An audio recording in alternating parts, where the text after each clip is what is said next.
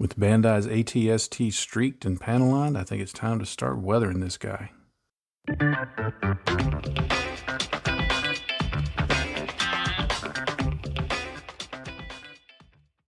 the first thing I'm actually going to do is probably not considered weathering, but I'm going to use some Vallejo Sky Gray, and I'm just going to dry brush the edges and the outstanding areas on the surface of the model, just to bring back a little more contrast.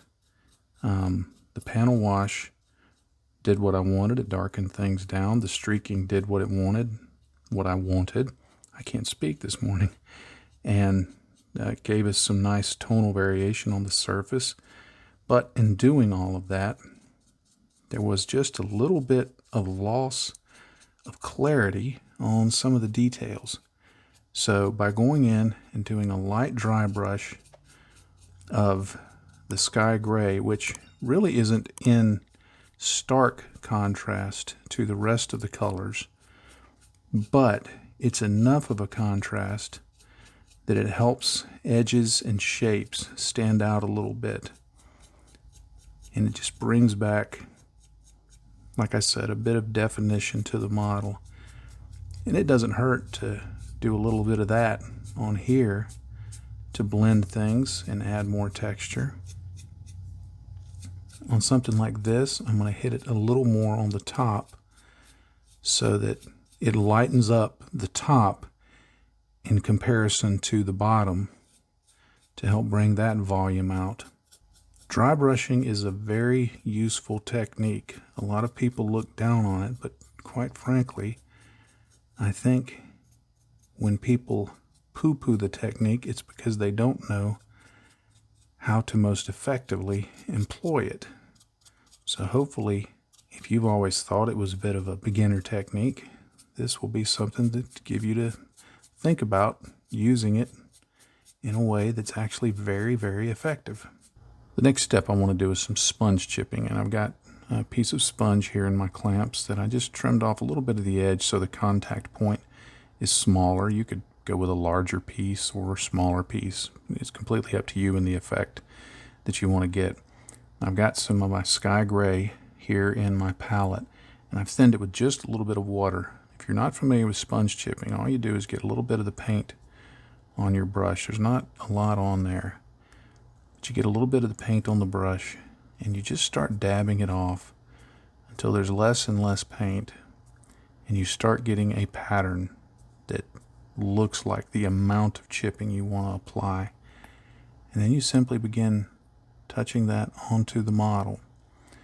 Now, you can go heavy, you can go light. The more pressure you put, the more paint you apply. For example, here on this little corner, I want there to be a little more chipping, so I'm going to push it a little harder. And I get a little more paint off of the sponge than I do, say, up here if I want it to be lighter, and I just go at it with a lighter touch. Another thing I think about when I'm doing this kind of chipping is, in some ways, it's also additional edge highlighting that helps define the volumes of the model, helps the shapes stand out. So when people are looking at it, you kind of give their eye some assistance to see all of the varied details. Because, you know, from a couple of feet away, this little panel here, it may not show that there's a lot of distinction between this panel and this panel, and there's something else going on there. But by giving just a few visual hints with chipping and with the dry brushing and other techniques, stains and things like that, they help define the shapes of the model. Now this represents a surface level scratch. It's not a scratch that's gone through to the underlying material, but rather an abrasion to whatever the Empire's shade of gray paint is that they put on their vehicles. Now you can also use this to put chipping on the open areas of panels like this. You just have to be careful to occasionally turn the sponge so that it doesn't look like a potato stamp. Two other things to think about in chipping, just something to factor in if you're not already doing so, just something to consider. is, one, the scale of the chips. You know, think about how big would a chipped area be on a vehicle of this size as compared to a man. Because most chips, if you look at real world vehicles, most chips are not much bigger than your hand. In fact, a lot of them are not so much hand-sized chips as they are lots and lots of smaller chips in an area that may roughly be about the size of your hand. And even though these figures are not the best figures in the world, you can kind of get an idea for how you should scale your chips by looking at the figures. Now, they can certainly go bigger than that. If you want to have a very worn-out vehicle, you can go bigger than that. If there's an area that, you know, the story that you're trying to tell with the model, or some circumstance, if it's a real-world object, you know, maybe dictated a much larger area of chipping, then you go with that. But I try to generally keep most of the chips in scale, but then every now and then maybe have something that's a little bigger. Let's see if we can get that in here with the edge of this. I'm just going to put a really major piece of damage to the paint right there. I'm going to go back later with a brush and enhance some of these. This is just the foundation for it right here. That's going to be kind of a featured chip. Now the next step I want to do is use that same sky gray color that I used for the sponge chipping, but I'm going to thin it down just a little bit so that it flows very nicely. And then I'm going to get some on my brush and unload it. And what I'm going to do here is just develop some of the chips that have already been mapped out with the sponge. I can go in and add extra chips, but I'm pretty happy with the amount of chipping that I have on it in terms of just smaller random chips. So what I'm going to do is use the brush to go in and develop scrapes, like where things scrape along the side as it's, you know, walking through the forest or whatever, or something's dropping down the side. I may go into an area that I want to make the chip a little bigger, like say right down here. Maybe I want to make that a little more substantial, so I just go in and stipple in some additional color there where the other chipping is and make a more major abrasion there, like that. And then there can just be, you know, you can add areas where it's just out in the middle of nowhere, I guess you'd say. It doesn't have to always be mapped to where the chipping is that you've already done with the sponge. But this is just mostly concentrating on further developing what's there, what's already been established, and just kind of, and especially in areas, if you've got any areas that you think look a little too stampy, like right down here, this looks just a little too stampy to me. And by stampy, I mean it looks like I stamped it out with a sponge. So I can go in and just add some randomization to that with my brush. Just develop a streak back from it and all of that. And I think that gives it a little better look. I can also go along here, and if there's any edges that I wasn't able to get to with my sponge that I want to make sure are highlighted, again, for that, not only for the chipping effect, but for the visual cue that I talked about of helping see the shape, I can just go in and just bounce the brush along like that. Another thing to think about when you're chipping, what's going to get opened and closed a lot? Here's a hatch. The hinges may get some wear from the metal plate moving, and then they have to grab it somewhere to open it. And there's no indication of what the mechanism is that opens it. So maybe it's like a gas cap on a car. They have to push a little switch inside and it pops that out. But we'll take the chip that was already there and just develop that out and imagine that, okay, that's where they're grabbing to open that panel up. So So I just go around the rest of the model. It takes a little while, but I think it's worth it. And get this brush chipping in. And this is really where you're going to be able to see the model starting to come to life with this kind of chipping. This is one of my favorite parts. It takes time, but man, it's a lot of fun to do and to see it develop. Now with the lighter brush chipping done, the next step is to go in and do some darker chipping. And these I'm going to confine to the areas inside the lighter chips. And again, this can be as heavy as you want. You might just do a few of the lighter chips. You might do all of the lighter chips. It's whatever you think is right. Now what this represents, the lighter chips of course represent the abrasions and scuffs in the paint, but they don't go all the way through the paint. This darker color represents scuffing and abrasions and things that have happened that goes all the way through the paint to the underlying material. Now, I've chosen a slightly lower contrast look for this. You know, you could use a traditional chipping brown or a very dark gray, such as a German gray or even black gray. And that's fine. Again, it's personal choice. I want to have a little less contrast because I have this theory that you can get away with more chipping when you have less contrast. It doesn't look so stark. So I've used a mix of 1 part German gray from Vallejo and 1 part deck tan. Now I used the deck tan because I thought it would warm it up just a little. But to be honest, I think if I would have used neutral gray or basalt gray, I don't know that in this size it would have made any difference. But I like the color, so I'm going with it.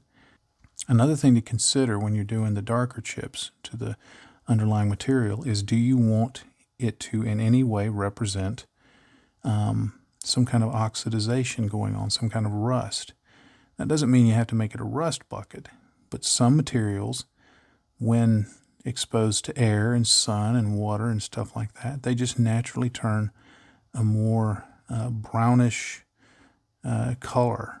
So thinking about that and thinking about how much of that do you want to represent is something to think about also. Now on some of these streaks, I'm going to put let me turn this so I can get to it a little better. I'm going to put the dark chip along the top of the light chip because I'm going to imagine, got to let my eyes adjust, I'm going to imagine that this has some depth to it. Maybe not a lot, but some. So by leaving the light color on the bottom, it suggests depth because light would strike the lower portion of it more than the upper portion. So that's a way to suggest depth in a chip. Or alternately, it's a way to just completely overthink it. But whichever way you think of it is fine. All right, the chipping's done and I'm mostly happy with it. So I'm going to go on and do some streaking now. For this, I'm going to use this black brown oil. Now, I could do this with acrylics, I could do this with enamels.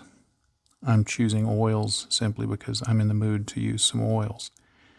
And I've got a little bit, I just put it on a paper towel actually so that it'll soak up most of the linseed oil to make it dry a little faster. But I just go in and I put in a fairly rough streak of about the length I want. I maybe want it to be a little longer than that.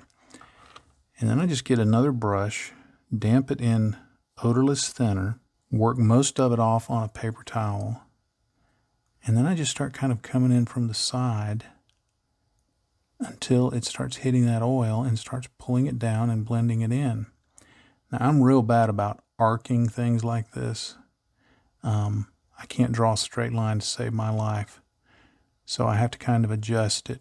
But you just go and you pull it down, And because oils are so workable, you just start pulling it down and blending it in.